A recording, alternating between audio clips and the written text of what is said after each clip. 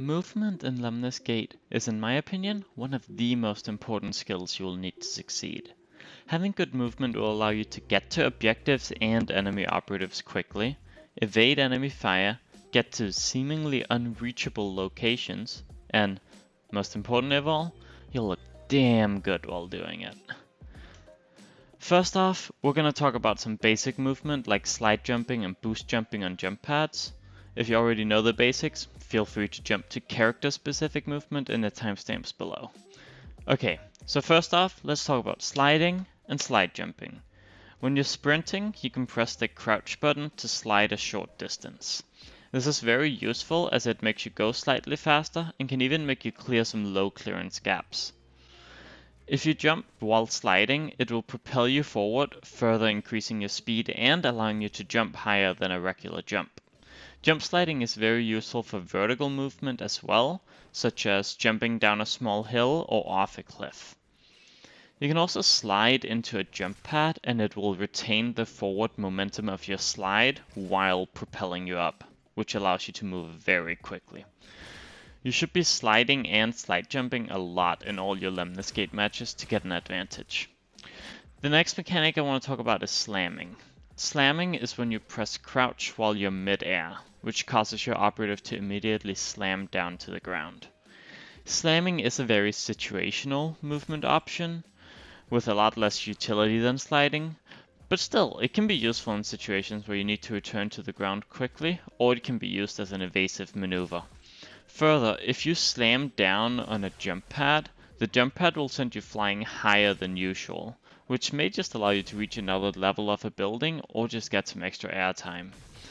You should note that after slamming a jump pad once, you will keep getting the higher jump if you keep on jumping on that jump pad. Next, let's talk about character-specific movement. You should note that not all characters have the same base movement speed. For example, Rush can sprint very fast, but Capitan's sprint speed is very slow. For more info on the different characters' movement speeds, you can check out the table I posted in my last video by clicking the eye icon above or checking the description. Optimizing your movement is incredibly important with all the characters, but there are three that stand out from the rest. Those three are Rush, Toxin, and Karl. These characters stand out because they have alternate movement options available to them. So let's go through them one by one. Rush has a dash which gives him a burst of horizontal velocity. This can be very good for clearing gaps, getting to objectives faster, and evading opponent fire. However, if you want to take it up a notch, try dashing into a jump pad. Doing so will work similar to sliding into one, but at a much greater level. Using this technique, you can basically fly around the map with Rush, getting to anywhere you need to go insanely fast and completely bypassing most obstacles and verticality in the level. Next, let's talk about Toxin. Toxin has a displacer, a throwable item with an arc, that instantly teleports her to it when it hits the ground. The displacer is great for getting to an objective faster, and it really shines when used to move vertically, such as onto a rooftop or down from a cliff. Using her displacer, Toxin will be faster than Rush in a large number of scenarios, especially if vertical movement is involved. When you're moving in a straight line, you should try to slide jump and throw the displacer while you're mid-air, as this will allow you to throw it further. If you're going for an objective, turn around and throw your displacer shortly before you get to the objective, as there is some travel time on it and this will allow you to return to base faster. Also, an important point with Toxin is that you can find a lot of good combos of jump pads and good angles to throw your displacer to save you a lot of time. And you can even teleport into amazing vantage points in the map that most other characters can't access.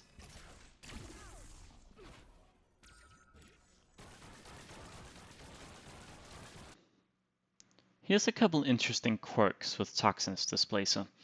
The first is that if you aim straight up, you can actually throw your displacer backwards. I personally haven't found this to be very useful, but it could be helpful in a pinch. Something that is however extremely useful is that you retain your momentum when teleporting. That means you can throw the displacer and just before it hits the ground you can walk into a jump pad and it will send you flying as you come out of your teleport. almost as though you're teleporting onto a jump pad. Taking this up a level, you can even throw your displacer as you slide into a jump pad, which will both send you flying and give you forward momentum. However, this takes a lot more practice to do reliably. That's all for Toxin, now let's move on to Karl. Unlike Toxin and Rush, Karl's movement options don't stem from an ability, but instead from his robotic physique. Karl's robotic legs allow him to jump much higher than any other character, and his heavy chassis makes him fall to the ground much faster too. This is useful as you can jump onto the roofs of buildings from the ground or into hard to get places. And more so, it makes his slide jumps very powerful. Karl is one of the slowest characters when it comes to sprinting, but when you start slide jumping, his speed gets close to rivaling that of Rush and Toxin. Once you know all the basics and get familiar with the quirks of each character's movement and how to utilize it to its fullest, you can start pulling off advanced movements in-game. You should always try to remove yourself from potential killshot angles. That means either teleporting, dashing, or slide jumping from cover to cover. You also really want to make it hard for the enemy to get a lock on you. That means making your movement erratic by moving side to side while you're flying through the air, bunny hopping around, hitting jump pads and slamming to the ground repeatedly, and so much more. I do see bunny hopping being underused a lot, despite being very helpful at evading enemy fire when attacking an objective. To end off this guide, I want to ask if you guys have ever been slide jumping with a character and then accidentally just started crouching. If you have, you know it's no fun, especially if your character stays crouching until you press crouch or sprint again.